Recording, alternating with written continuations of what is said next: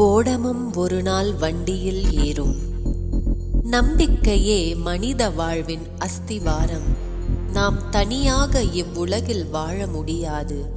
ஒருவரை ஒருவர் சார்ந்துதான் வாழ வேண்டும். ஓடமும் ஒரு நாள் வண்டியில் ஏறும், வண்டியும் ஒரு நாள் ஓடத்தில் ஏறும் என்று கூறுவார்கள். ஒரு வழக்கறிஞருக்கு நோய் வந்துவிட்டால் அவர் ஒரு மருத்துவரை அணுக வேண்டும். மருத்துவர் ஏதேனும் ஒரு வழக்கு தொடர வேண்டுமாயின் வழக்கறிஞரை அணுக வேண்டும்.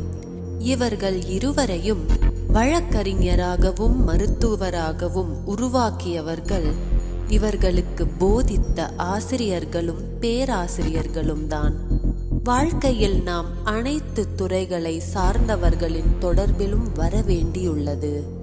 ஆகவே நாம் அனைவருடனும் நல்லிணக்கத்துடன் வாழ வேண்டியது மிகவும் அவசியமாகிறது. நாம் ஒருவரோடு ஒருவர் நல்லிணக்கத்துடன் வாழ்வதற்கு நம்பிக்கை பெரிதும் துணை புரிகிறது. நாம் அனைவரையும் நம்பித்தான் ஆக வேண்டும். இந்த நம்பிக்கை உண்மையானதாக இருக்க வேண்டும். நம்பிக்கை இல்லாத வேளைகளில் சந்தேகம் உண்டாகிவிடுகிறது. நம்பிக்கையின் எதிரிதான் சந்தேகம். சில வேளைகளில் நாம் பிறர் மீது தவறான அபிப்பிராயத்தை வளர்த்து கொள்கிறோம். ஒருவரின் செயலை தவறாக புரிந்து கொண்டு யூகங்களை வளர்த்து விடுகிறோம்.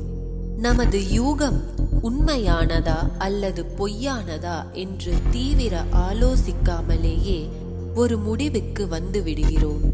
இதனால் ஒருவரை பற்றிய வீணான வதந்திகளை பரப்புகிறோம், புறம் பேசுகிறோம், அனாவசியமாக ஒருவரை புறக்கணித்து விடுகிறோம். இதனால் நம்மை அறியாமலேயே பல பாவங்களையும் செய்ய தொடங்கி விடுகிறோம். சந்தேகம் என்னும் ஒரு சரக்கு சகல இடங்களிலும் இருக்கு என்று கூறுவார்கள். சந்தேகம் வந்துவிட்டால் வாழ்க்கையில் நிம்மதி இல்லாமல் போய்விடுகிறது.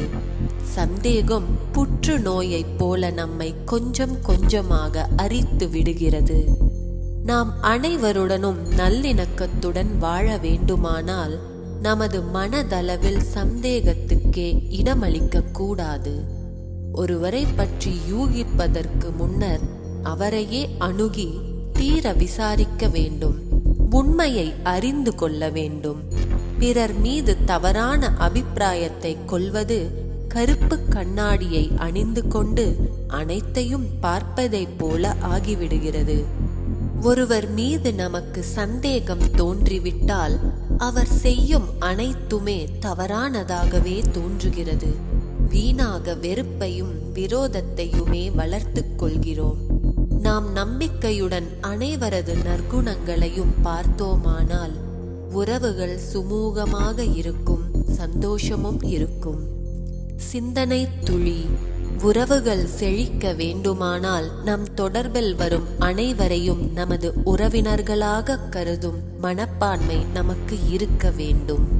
நாம் அனைவருமே இறைவனின் குழந்தைகள் என்ற உணர்வும் இருக்க வேண்டும்.